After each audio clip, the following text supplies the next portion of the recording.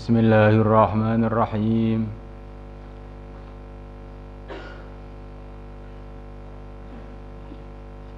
Wallahu anzala minas samaa'i maa'an fa ahya bihil arda ba'da mautiha. Inna fi dzalika laayatan liqaumin yasma'un. Wallahu Allah anzala telah menurunkan minas samaa'i dari langit ma'an air. Wa ahya maka Allah menghidupkan bihi dengan air tersebut al-arda bumi ba'da mautiha setelah kematian bumi tersebut. Inna fi dzalika sesungguhnya dalam hal yang demikian la ayatan sungguh ada tanda-tanda kebesaran Allah liqaumi yasma'un bagi kaum yasma'un yang mereka mau mendengar.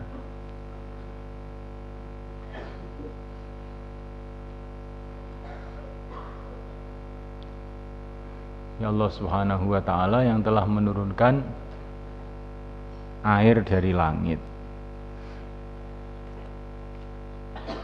Ini kata-kata langit ini ya maknanya atas asal mulanya. Kata-kata sumu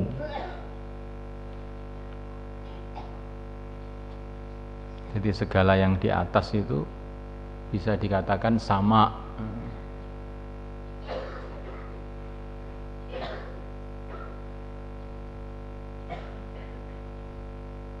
Jadi sama itu bukan mesti yang dimaksud tempat arwah, tempat para malaikat yang sangat atas sana, bukan mesti begitu. Jadi segala sesuatu yang di atas itu bisa dikatakan sama.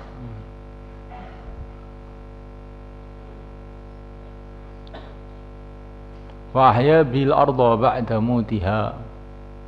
Maka Allah telah menghidupkan dengan air itu bumi setelah kematiannya.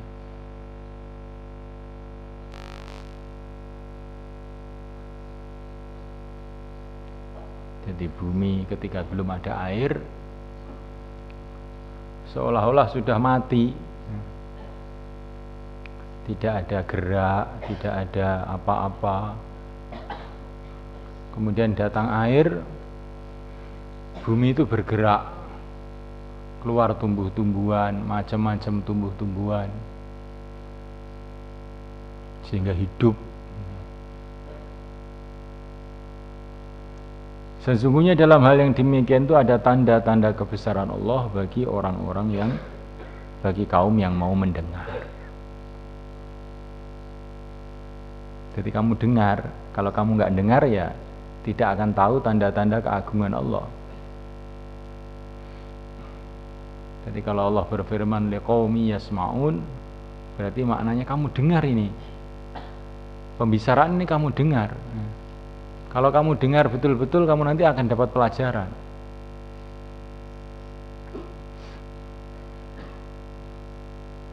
Hari-hari kita melihat hujan. Hari-hari kita melihat tumbuhnya tumbuh-tumbuhan.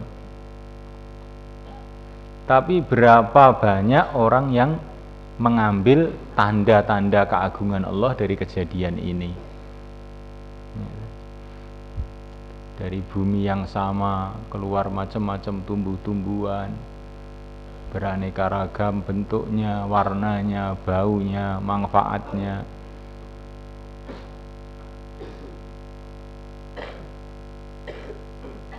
Hari-hari kita lihat, tapi sedikit manusia yang mengambil pelajaran. Karena apa? Tidak mau mendengar nasihat-nasihat Al-Quran itu.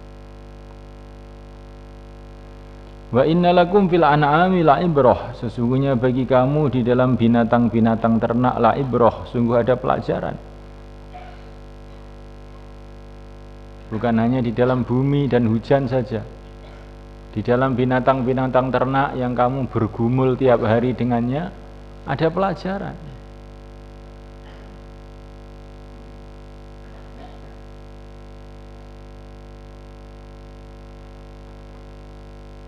Pelajaran itu bagi siapa? Bagi yang mau belajar. Jadi di mana-mana itu pelajaran bagi orang yang ingin mengambil pelajaran. Tapi kalau orang tidak mau mengambil pelajaran ya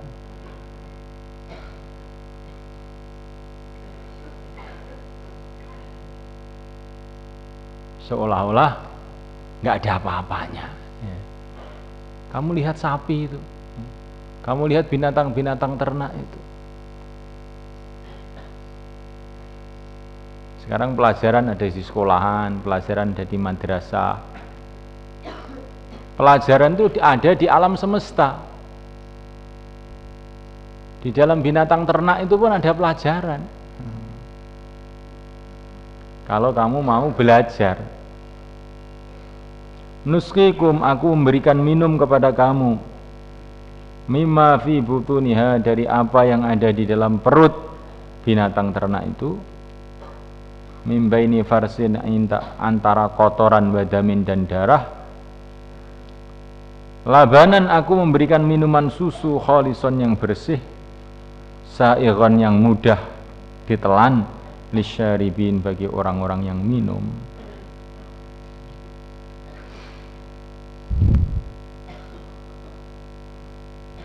Jadi kalau kita buka perut sapi, perut kambing, maka isinya darah dan kotoran.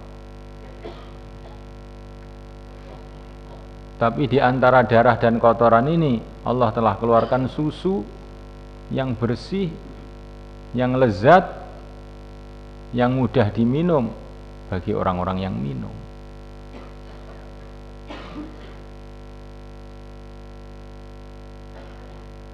Masya Allah.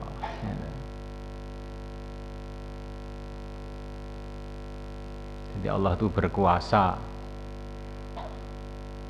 untuk mengeluarkan benda-benda yang sangat bersih dari lingkungan yang sangat kotor. Darah kotor, kotoran-kotoran itu ya kotor, namanya aja kotoran. Tapi di tengah-tengah itu keluar susu. Begitu juga manusia. Kadang-kadang manusia dari lingkungan yang kotor, ayahnya kotor, ibunya kotor, tetangganya kotor, tahu-tahu jadi wali Allah, ya bisa aja. Begitu juga sebaliknya,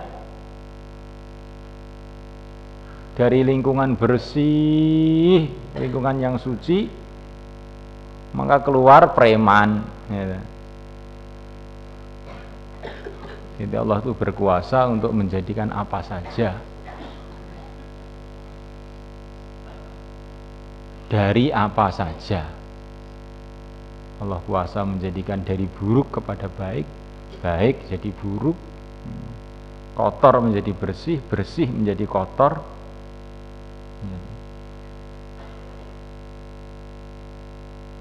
Namanya jerami dimakan oleh sapi, air diminum oleh sapi, sebagian jadi kencing, sebagian jadi kotoran, sebagian jadi susu. Padahal bahannya sama aja.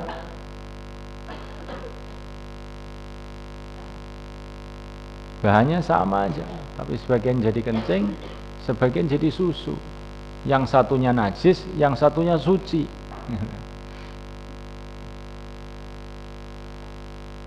Maka ini pelajaran supaya kita ini senantiasa berharap kepada Allah walaupun kita ini bagaimanapun keadaannya, dan kita ini senantiasa takut kepada Allah bagaimanapun keadaan kita.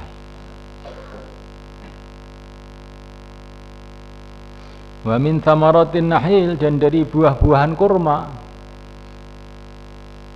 wal anabi, dan anggur, tattakhiduna, kamu menjadikan minhu, dari kurma dan anggur itu, sakaron, minuman yang memabukkan, warizqan hasana, dan rizki yang baik. Inna fi dzalika, dalam hal yang demikian, la ayatan, sungguh ada tanda-tanda keagungan Allah, liqaumi yaqilun, bagi kaum yang berakal. Ini kurma. Jadi kalau tadi jerami dimakan oleh sapi, sebagian jadi kencing, sebagian jadi susu. Ini proses yang langsung tanpa ikut sertanya manusia. Tapi sekarang Allah kasih contoh, satu hal yang serupa, tetapi manusia ikut campur di dalam memprosesnya, yaitu anggur dan pohon-pohon kurma. Anggurnya sama, pohon kurmanya sama, tapi sebagian menjadi minuman yang memabukkan karena direndam sehingga terjadi peragian.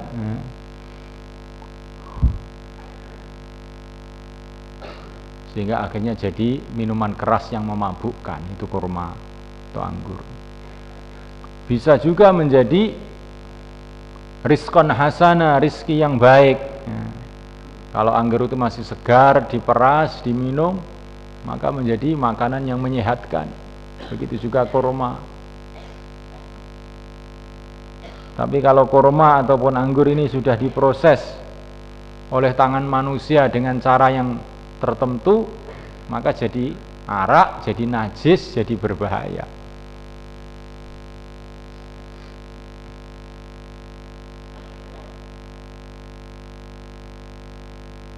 Masya Allah. Hal yang demikian itu adalah tanda-tanda keagungan Allah bagi kaum yang berakal. Gunakanlah ikhtiar kamu. Allah SWT telah memberikan kepada kamu ikhtiar, maka gunakanlah ikhtiar kamu itu untuk menjadikan karunia-karunia Allah ini menjadi kemanfaatan buat kamu. Jangan ikhtiar-ikhtiar kamu itu kamu jadikan merusak karunia-karunia Allah itu menjadi mudarat buat kamu. Kurma yang baik kamu jadikan minuman keras, anggur yang bagus kamu jadikan arak.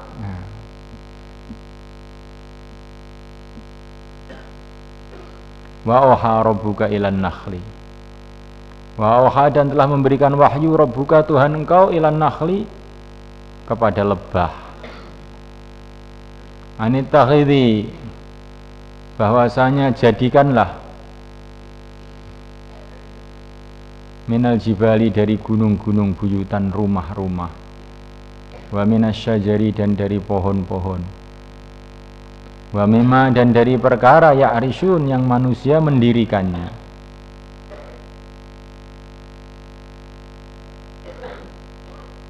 Tsumma kuli, kemudian makanlah min kulli thamarat, dari setiap buah-buahan.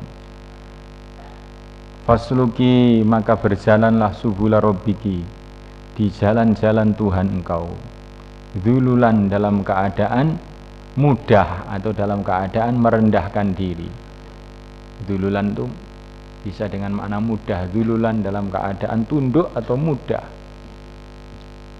Yahruju, keluar min butuniha, daripada perut-perut lebah itu, syarabun, minuman, mukhtalifun, yang berbeda-beda, alwanuhu, warna-warnanya, fihi, di dalamnya, syifaun, obat, linnasi, bagi manusia.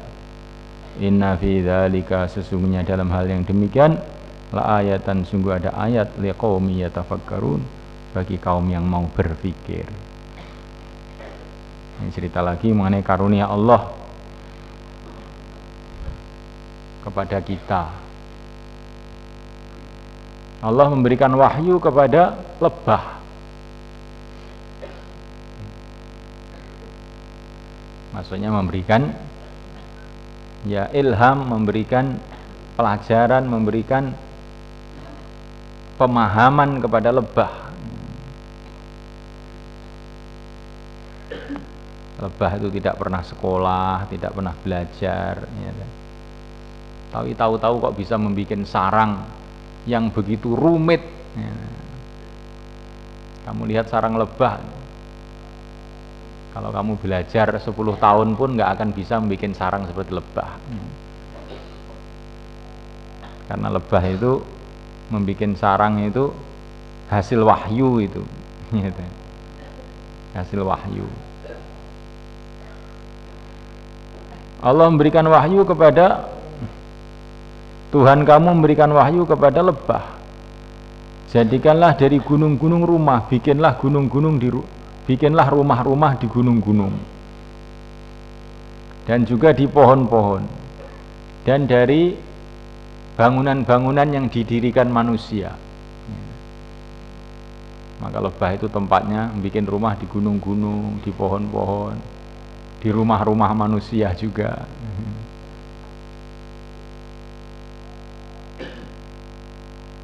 Kemudian tsumma kuli min kulli tsamarat, kemudian makanlah dari setiap buah-buahan. Ini ajib ini ya. Jadi lebah itu memang sudah dikasih wahyu oleh Allah untuk makan dari semua buah-buahan.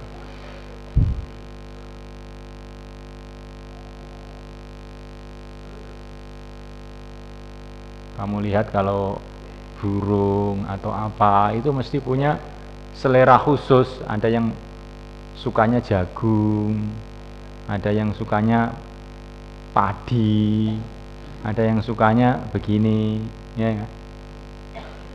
Tapi kalau namanya lebah enggak, semua buah-buahan apa saja dimakan, diambil sari buahnya.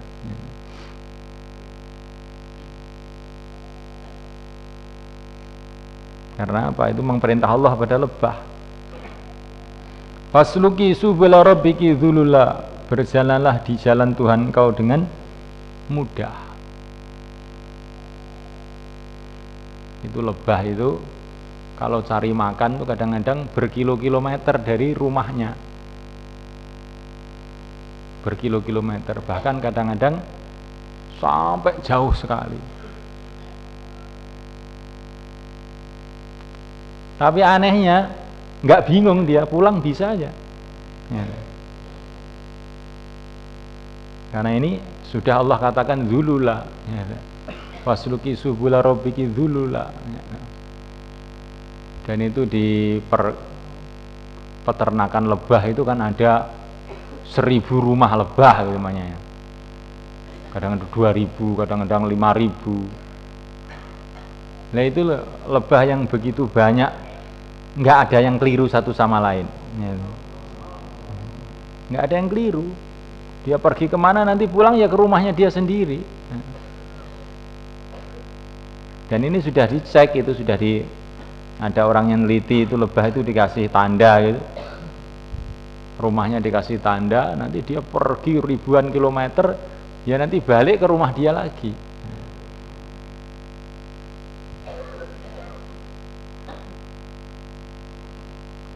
Yakhruju min butuniha syarabun mukhtalifun alwanuhu, keluar dari perutnya minuman yang berbeda-beda warnanya. Minuman itu macam-macam ya, bukan hanya satu jenis, bukan hanya madu. Yang dimaksud di sini bukan hanya madu, minuman, perkara yang bisa diminum. Dari perut lebah itu keluar macam-macam obat ya, yang orang sekarang sudah meneliti dengan begitu banyak ya. Bukan hanya madu saja, ada yang namanya royal jelly, ada yang namanya ini, namanya itu, namanya ini, semua keluar dari perut lebah. Fi syifa'un linnas, di dalamnya ada obat bagi manusia. Sesungguhnya dalam hal yang demikian ada tanda-tanda bagi kaum yang mau berpikir. Jadi hanya orang yang berpikir. Kalau nggak berpikir ya biasa aja lebah.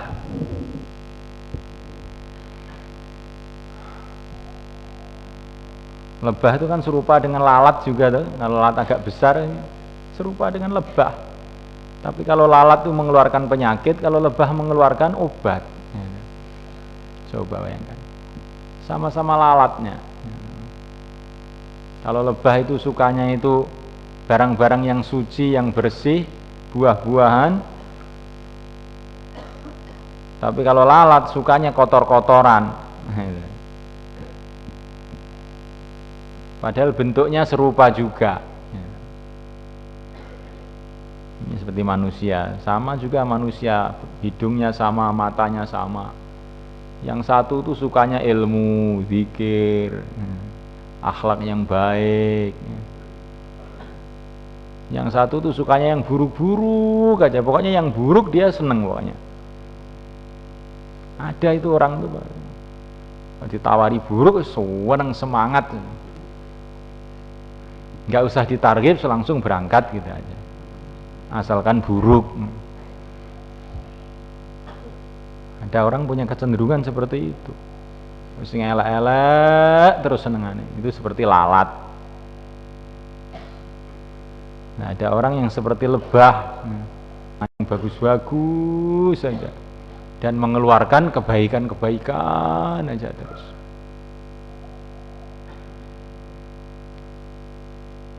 Nah, kamu mau jadi lebah apa jadi lalat?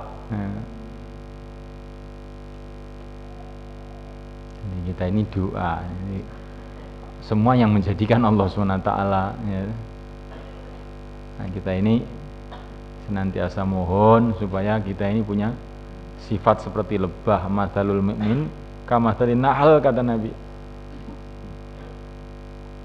Orang iman itu seperti lebah. Kalau menghinggap di tempat yang suci, buah-buahan yang bagus. Kalau mengeluarkan barang yang bagus, yaitu madu, obat-obatan.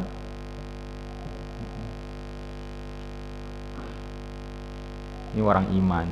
Nah, kalau orang yang imannya rusak seperti lalat, menghimbap mesti pada kotoran, kemudian menyebarkan penyakit.